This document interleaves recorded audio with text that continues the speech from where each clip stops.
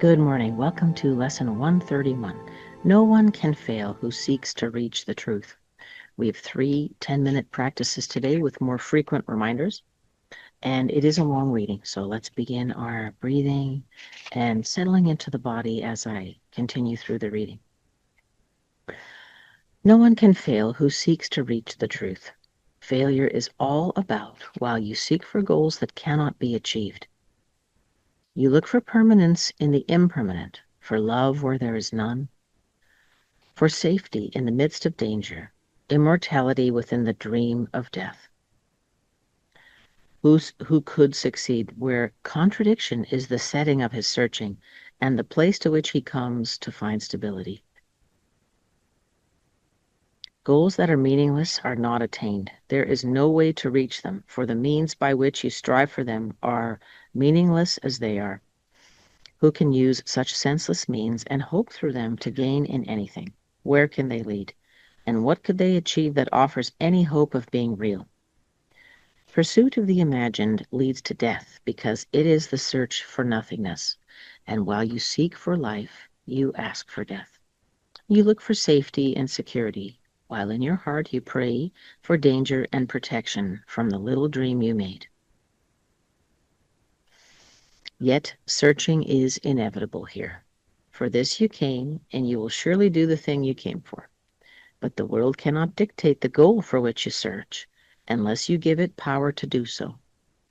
Otherwise, you are still free to choose a goal that lies beyond the world and every worldly thought, and one that comes to you from an idea relinquished yet remembered, old yet new, an echo of a heritage forgot, yet holding everything you really want. Be glad that search you must. Be glad as well to learn you search for heaven and must find the goal you really want. No one can fail to want this goal and reach it in the end.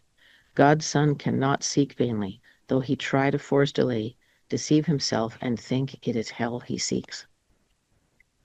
When he is wrong, he finds correction. When he wanders off, he is led back to his appointed task. No one remains in hell, for no one can abandon his Creator, nor affect his perfect, timeless, unchanging love. You will find heaven. Everything you seek but this will fall away. Yet, not because it has been taken from you. It will go because you do not want it. You will reach the goal you really want as certainly as God created you in sinlessness.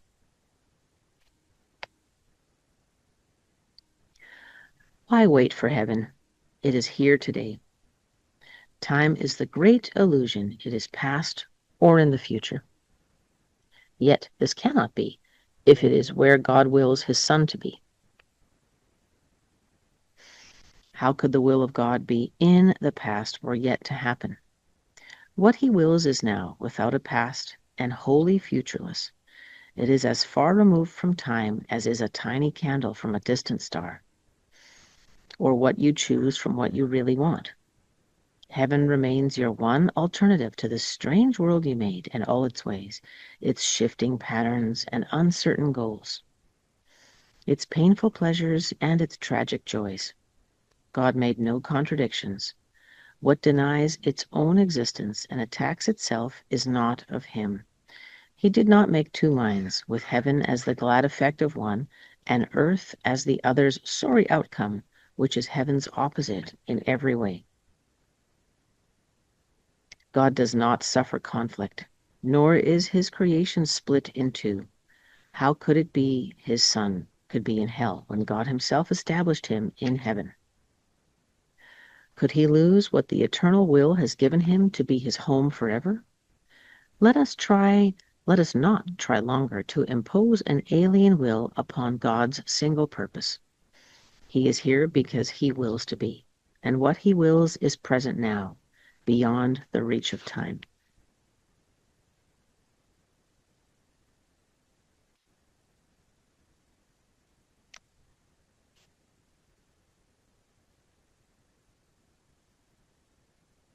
Today we will not choose a paradox in place of truth.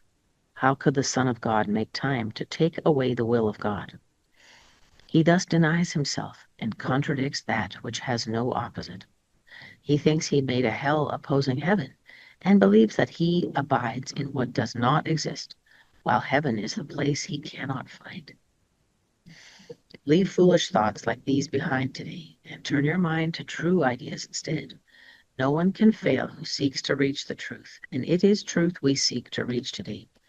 We will devote 10 minutes to this goal 3 times today, and we will ask to see the rising of the real world to replace the foolish images that we hold dear, with true ideas arising in the place of thoughts that have no meaning, no effect, and neither source nor substance in the truth. This we acknowledge as we start upon our practice periods. Begin with this. I ask to see a different world, and I think a different thought from those I made. The world I seek I did not make alone. The thoughts I want to think are not my own. For several minutes, watch your mind and see. Although your eyes are closed, the senseless world you think is real.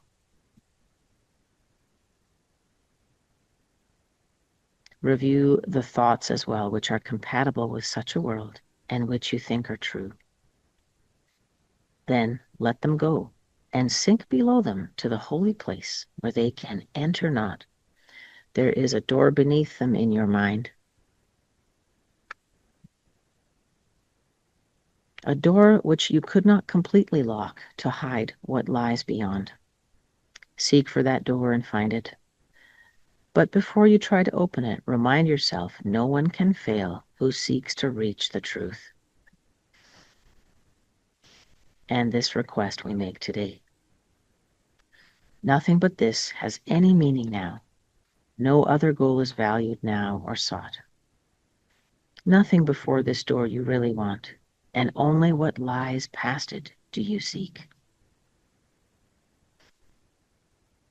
Breathing in and out, seeking for the door that Jesus refers to here.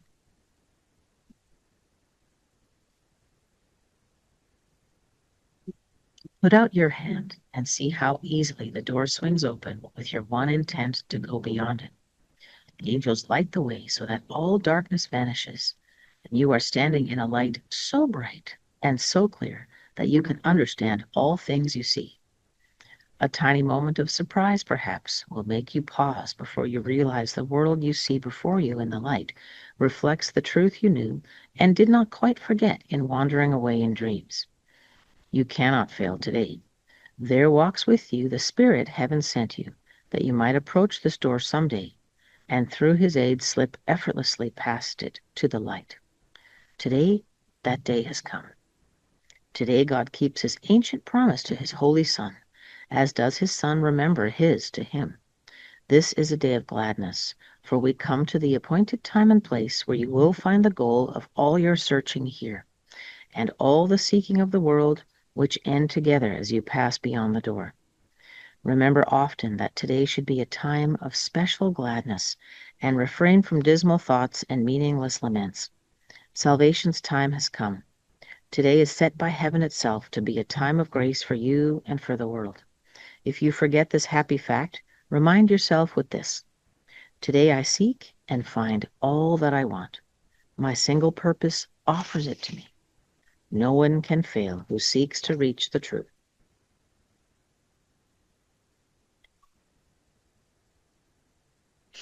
Let's continue our 10 minutes. I ask to see a different world and think a different kind of thought from those I made. The world I seek I did not make alone. The thoughts I want to think are not my own.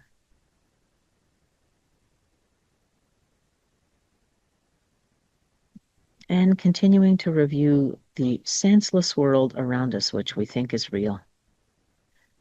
The thoughts we think are compatible with such a world, which we think are true.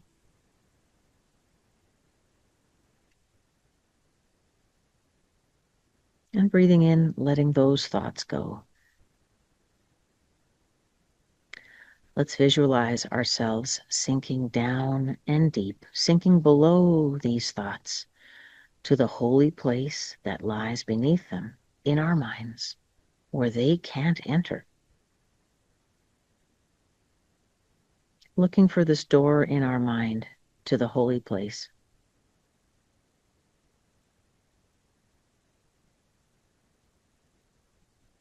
noticing, feeling special, sacred, connected with God as we enter this sacred place where our day-to-day thoughts of the world can't go.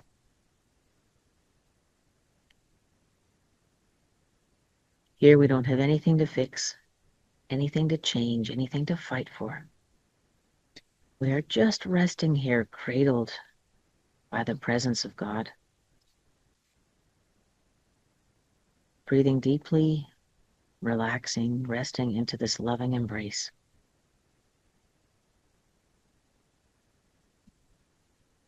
There are no conditions here. There is no fear of being rejected.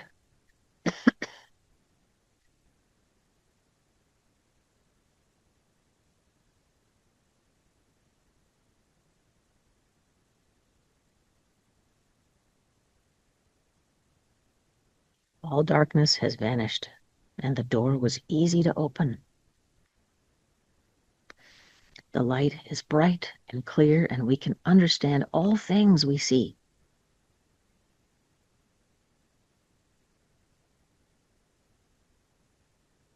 A tiny bit of surprise as we realize the world we live in does reflect this truth, and we did not quite forget it, wandering away in our dreams. Feeling the company of the Holy Spirit with us.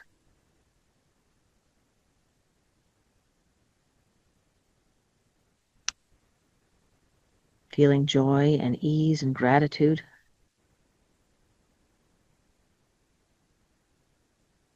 The end of searching, the end of seeking.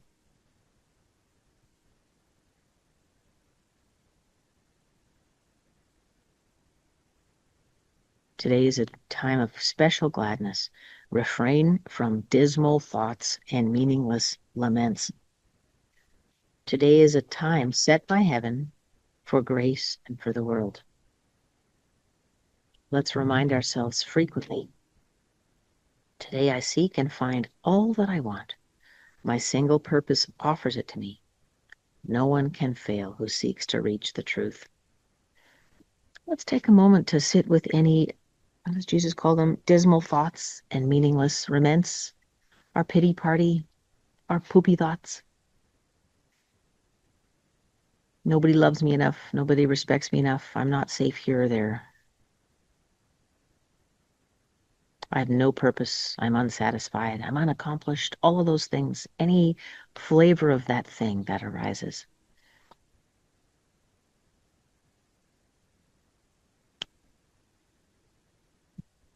And those thoughts are banished for today's meditation. Today is a time of special gladness.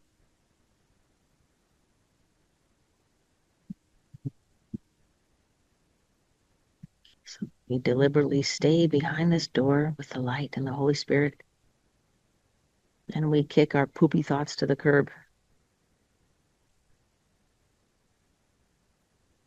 We don't need to process them or think them through. We just need freedom from them today. But we've got to choose that. Thank you for meeting with me today. I look forward to seeing you tomorrow. Have a wonderful day.